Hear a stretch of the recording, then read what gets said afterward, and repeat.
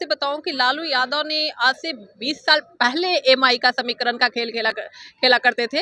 अब लालू यादव का वो खेल और वो पत्ता काम नहीं करता है। ऐसा नहीं अभी। नमस्कार, आप देख रहे हैं वाइड स्क्रीन न्यूज। और बता दें कि आज हमारा मौजूदगी अभी जो है पटना जेडीयू कार्यालय में है और आज अंतर्राष्ट्रीय दिवस के मौके पर एक कार्यक्रम रखा गया था जिसमें बिहार के मुखिया यानी नीतीश कुमार ने खुद भाग लिया और महिलाओं को जो है महिला दिवस के अवसर पर सम्मान समारोह जो रखी गई थी उसमें कई महिलाओं को सम्मान भी देने का काम किया। लेकिन मेरे साथ आज खास बातचीत करने के लिए नेहा सैफी जी हैं जो कि जेडीयू से प्रदेश सचिव हैं।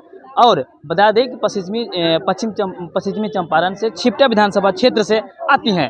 बहुत जो है अपने क्षेत्र में जो है तेज तरार अगर नेत्री कहा जाए तो हम कह सकते हैं, क्योंकि हमने सोशल मीडिया के माध्यम से इनको देखा है। क्या कुछ कहेंगे आज जिस तरह से कार्यक्रम रखी गई थी? सबसे पहले तो अंतर्राष्ट्रीय महिला दिवस के अवसर पे देश एवं दुनिया के सभी महिलाओं को महिला दिवस की हार्दिक शुभकामनाएं, बधाई। और जिस तरह से बिहार में महिलाओं को सशक्त किया गया है, हिंदुस्तान में ही महिलाओं को सशक्त किया गया है। महिलाएं अपने आप को आत्मनिर्भर आज बन रही हैं, सुरक्षित महसूस कर रही हैं।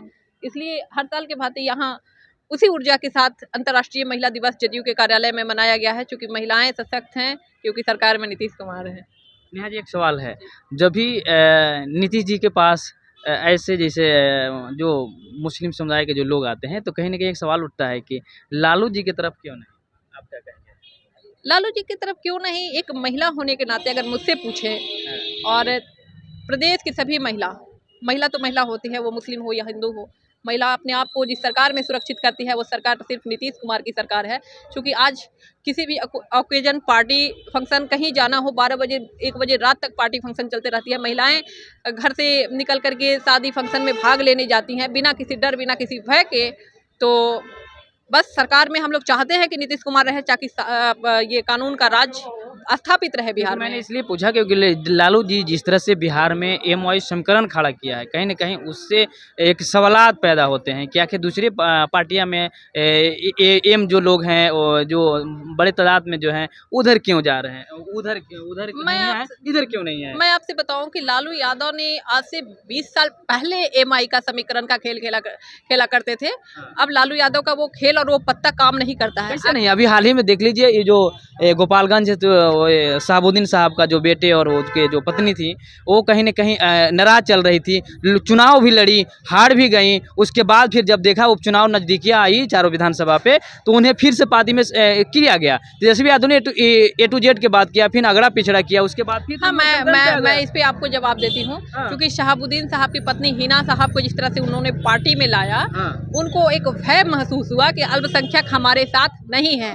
अगर वो भय महसूस नहीं होता तो लोकसभा का चुनाव गोपालगंज से जो है वो उनकी पत्नी लड़ रही होती आरजेडी के टिकट से। लेकिन जब आरजेडी को ये पता चल गया, तेजस्वी यादव को ये आभास हो गया कि एमआई समीकरण बिहार में अब काम करने वाला नहीं है, क्योंकि बिहार के मुखिया नीतीश कुमार जी के साथ तब तमाम तबके के लोग हैं जुड़े हुए हैं, तब उन्होंने हिना साहब को लाने का फैसला लिया। और उसके बाद भी 4 सीट उपचुनाव जो हुआ आज से 3 मंथ पहले, उसमें 4 सीट एनडीए को लीड मिला चारों सीटों पे। तो ये मुंह पे तमाचा है वैसे लोगों को जो कहते हैं कि एमवाई समीकरण वाले हमारे गुलाम हैं। उनके गुलाम नहीं हैं। बिहार के विकास, बिहार के तरक्की के लिए जिस नेता ने काम किया है उनका नाम नीतीश कुमार है, और हम नीतीश कुमार के लिए तमाम महिलाएं समर्पित हैं। माई बहन मान योजना तेजस्वी यादव ने खड़ा किया है। इस माई बहन योजना को लेकर कहा जाए तो झारखंड में भी सरकार बनी है, दिल्ली में भी बीजेपी की सरकार बनी, महाराष्ट्र में भी सरकार उसी तर्ज पे दूसरा टर्म में भी बनी है। तो क्या लग रहा है बिहार में कैसे देख रहे हैं आप? मैं आपसे पूछती हूँ, आपके चैनल के माध्यम से तेजस्वी यादव जी से मैं पूछना चाहती हूँ कि जिस तरह से आपने माई बहन योजना का जो अभी औपचारिक ऐलान किया है, तो 2015 में आपने सरकार में 2.5 साल रहा, और फिर अभी 17 महीने सरकार में आपने रहा। तो आप जरा बता दें कि उस समय क्या बिहार में महिलाएं नहीं थी, या आपको कोई ये लालच देने का नियत नहीं था क्योंकि आप सरकार में थे? आपको उस समय इस योजना का कोई लाभ बताना चाहिए ना। या फिर अल्पसंख्यकों के लिए, जो आपने 2 बार सरकार में डिप्टी सीएम के पद पे रहा, तो अल्पसंख्यकों के लिए आपने क्या किया? कोई ऐसा योजना बता दे जो उन्होंने अल्पसंख्यकों के लाभ दिलाने के लिए लाभुक के नियत से कुछ भी करवाया हो, ऐसा योजना बता दे। मैं तेजस्वी यादव को वोट करूंगी। लेकिन सरकार में जब भी तेजस्वी यादव रहे हैं, लोगों को भ्रमित किए हैं, लोगों को सिर्फ अपने फायदे के लिए यूज किए हैं, अल्पसंख्यकों को सिर्फ उनके पिताजी ने जिस तरह यूज किया है, अब तेजस्वी यादव चाहते हैं कि हम अल्पसंख्यक को यूज कर ले। तो ये बदलता बिहार है, क्योंकि सरकार में नीतीश कुमार है। हाल ही में कांग्रेस एक बयान दिया था कि अगर हम लोग का सरकार बनती है तो कहीं ना कहीं कांग्रेस की तरफ से उप मुख्यमंत्री होंगे, मुख्यमंत्री की दावा नहीं करते, उप मुख्यमंत्री की दावा होंगे, और अल्पसंख्यक से भी कह रहे थे कि होंगे। तो इस बयान को कैसे मतलब आप लोग देखते हैं? क्योंकि कहा जा रहा है क्योंकि नहीं आपको एनडीए अभी उप मुख्यमंत्री का चेहरा घोषित किया है। लालू यादव ने ये मौसमीकरण खड़ा किया है भले ही, लेकिन अभी तक उनने भी आपको जो है आप लोगों को समुदाय से जो लोग को जो है उप मुख्यमंत्री का चेहरा नहीं देखा गया है। तो नीतीश जी पे क्या है, क्योंकि लगातार बिहार में जिस तरह से देखा जा रहा है दो उप मुख्यमंत्री हो रहा है समुदाय के लोग को खुश करने के लिए। देखिए, ये जो झांसे वाली बात कांग्रेस ने कहा है, जब 2015 में पहली बार आरजेडी सरकार में आई थी गठबंधन के साथ, उस समय क्या उनके पास अल्पसंख्यक नेता नहीं हुआ करते थे? वो चाहते तो सिद्दीकी साहब को बना सकते थे, क्या उनके पास अल्पसंख्यक चेहरा था डिप्टी सीएम बनाने के लिए?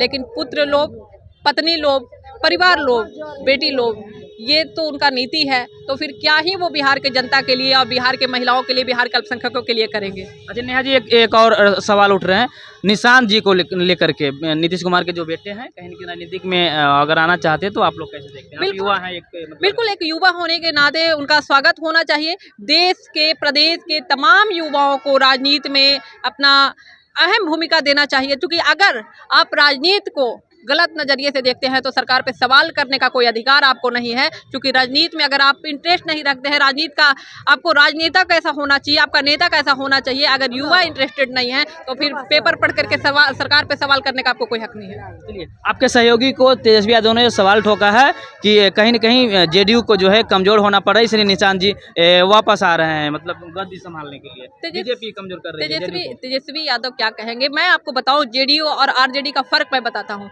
एक तरफ लालू यादव जी जो अपने बेटा को मुख्यमंत्री बनाने के लिए अपना साम दाम दंड भेंट लगाए हुए हैं, और एक तरफ नीतीश कुमार जी का परिवार जिसमें पुत्र चाहता है कि हमारे पिताजी फिर से मुख्यमंत्री बन जाए। ये फासला है जेडीयू और आरजेडी का। एक तरफ बेटा लोभ है कि हमको बेटा को बनाना है, एक तरफ बेटा अपील करते हैं कि हमारे पिताजी को मुख्यमंत्री बनाना। चलिए, मेरे साथ नेहा सैफी जी जो कि लगातार जो है चिपटा विधानसभा क्षेत्र में मजबूती के साथ जो है लोगों को जो है साथ खड़ा रहती हैं। आज भी जो है कई लोगों को लेकर के जो है आज आई थी, महिला दिवस के शुभ अवसर पर जो है कार्यक्रम में शामिल हुए। नीतीश कुमार खुद आए थे। बहरहाल हम अपडेट और भी लाएंगे, हम वीडियो को छोड़े जाते हैं। हम दोनों का बातचीत आपको कैसा लगा कमेंट के जरिए आप जरूर बताइए। धन्यवाद।